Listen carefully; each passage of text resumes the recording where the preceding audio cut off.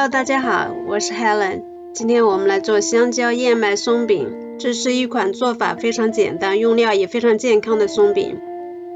我们来看看用到的食材有哪些：2根熟透的香蕉，2个鸡蛋，1杯燕麦，香草精，还有肉桂粉，然后泡打粉和盐。把香蕉剥皮，然后放入料理机中，再打入2个鸡蛋，然后加入燕麦，这是未加工的燕麦，不是速食燕麦。滴入几滴香草精，根据自己的口味加入一点点盐，一丢丢肉桂粉，然后大概1茶匙的泡打粉。然后开料理机把所有的原料打碎，如果没有料理机也可以用咖啡磨豆器或者香料粉碎器把燕麦打碎，再和所有的材料混在一起。这里我再切一点核桃碎加进去，你也可以用杏仁片或者其他的干果碎，营养更丰富。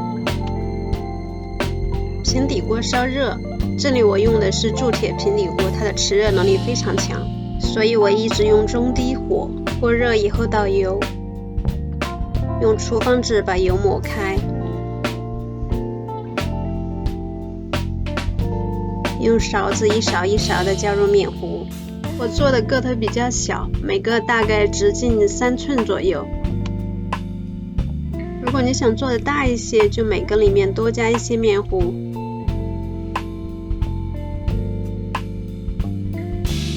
煎的时候不用着急翻面，要不然底部会粘锅。如果不确定什么时候翻面，可以用硅胶铲在边缘试一下。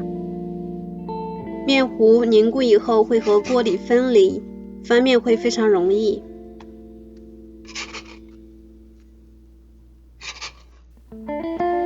2面都煎到这样金黄金黄的，就可以出锅了。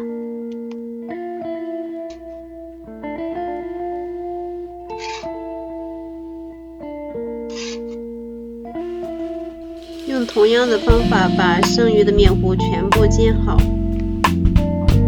如果一次做的太多了吃不完，也可以放入冰箱冷冻室，可以保存很长的时间。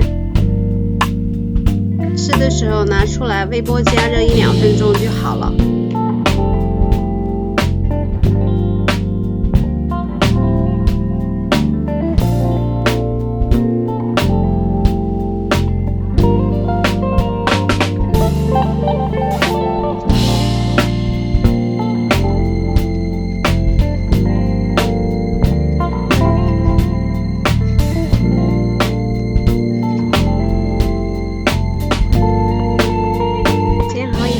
直接吃了，也可以这样把它摞起来，再加上一点水果或者干果。当然了，喜欢枫糖浆的话，还可以淋上一点枫糖浆。